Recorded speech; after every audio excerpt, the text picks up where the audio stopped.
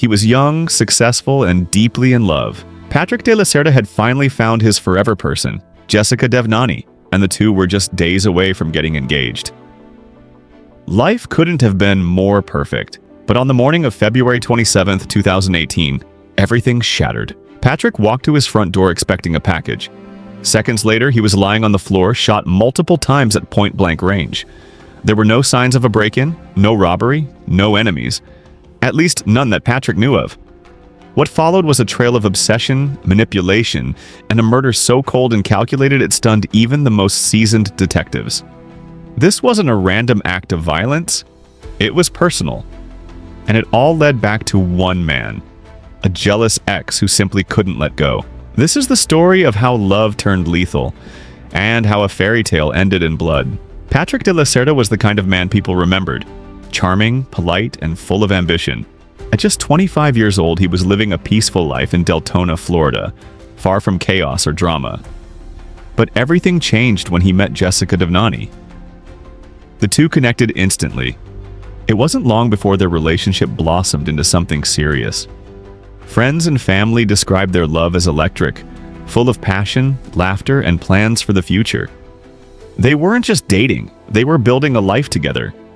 In fact, Patrick was only days away from proposing. He'd already bought the engagement ring. Jessica had no idea, but he'd planned to surprise her with it. He was ready to take that next step. To everyone around them, it was the perfect relationship.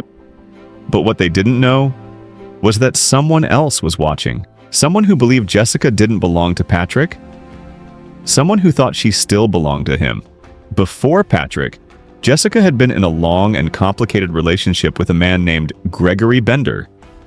Wealthy, controlling, and nearly 20 years older than her, Gregory wasn't just possessive, he was obsessive. When Jessica finally broke things off, she thought she was closing the door on a toxic chapter. But Gregory wasn't done. Not even close. He began stalking her, calling, texting, even threatening her if she didn't respond. He made it clear that if she moved on, there would be consequences. Jessica tried to block him out of her life. She changed her routines, filed a restraining order, reported his threats, but none of it worked. Gregory wasn't just watching from a distance. He was collecting information, tracking her every move. He knew about Patrick, and it was eating him alive. As Jessica's new relationship with Patrick grew stronger, Gregory's obsession turned darker. He started keeping journals, writing about revenge, and planning something he believed would solve everything. He didn't just want Jessica back, he wanted Patrick gone. Jessica and Patrick tried to move on with their lives, but the tension was always there, unseen yet suffocating. Jessica had already filed a restraining order against Gregory months earlier after receiving violent, threatening messages. But it didn't stop him. He was relentless. He disguised himself under fake names, sent messages from burner phones, and even manipulated mutual friends to extract information. Jessica and Patrick began feeling like they were being watched, and they were right. Gregory wasn't just fixated, he was obsessed. He had detailed notes about Jessica's schedule, Patrick's address, and even the layout of Patrick's home. Investigators would later find pages and pages of Gregory's personal journals filled with rage, jealousy, and plans for what he called justice. Still, the couple tried to live normally. Patrick had no criminal past, no enemies. He believed the worst was behind them. But what they didn't realize was that Gregory was no longer content with threats. He was ready to act, and he had already made his move. It was the morning of February 27, 2018. Patrick had just woken up in his quiet Deltona home when he got a message about a package being delivered. According to Jessica, he was expecting something important, possibly even the engagement ring he had ordered. So when the doorbell rang, Patrick didn't hesitate. He walked to the front door and opened it. In an instant, he was hit by a hail of bullets, shot multiple times at close range. There was no chance to run, no time to scream. Patrick collapsed on the floor, bleeding, as the killer vanished into the morning fog. Jessica had been texting Patrick throughout the morning, but suddenly he stopped replying. Hours later, worried sick, she asked a friend to go check on him. That friend walked into a nightmare. Patrick's lifeless body just inside the front door. There was no sign of forced entry. Nothing was stolen, This wasn't a robbery, it was an execution. And for investigators, one name immediately came to mind: Gregory Bender. Detectives wasted no time. The brutal nature of the killing, the precision, and the lack of theft all pointed to one thing: this was personal. And with Jessica's previous reports of threats and stalking, Gregory Bender became suspect number one. But catching him wouldn't be easy, at least not until they got a tip. Jessica remembered something crucial. Months earlier, she had turned over threatening messages from Gregory to the police. One detective had even visited Gregory's estate to serve the restraining order. That same detective decided to follow a hunch and returned with a warrant. What they found inside Gregory's home was chilling. Tucked away in a safe was a carefully organized binder filled with handwritten notes.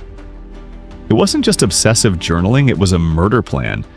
Inside were entries tracking Jessica's whereabouts, printouts of Patrick's information, and even a checklist titled "Things to Do on Murder Day." Police also recovered disguises, burner phones, and a shell casing that matched the bullets found at the crime scene. It was undeniable. Gregory had documented the entire crime step by step. He thought he had covered his tracks, but in his arrogance, he left a trail of breadcrumbs, everyone pointing straight to him. With the evidence stacked against him, Gregory Bender was arrested and charged with first-degree murder. But even behind bars, he showed no remorse. During the trial, the courtroom was gripped by the sheer brutality of the crime and the cold, methodical way Gregory had planned it. Prosecutors laid out the contents of his binder, the disguises, and the timeline that matched perfectly with Patrick's final moments. Jessica took the stand, her voice trembling as she recounted the fear she lived with for years and the guilt she still carried. She'd tried to warn people.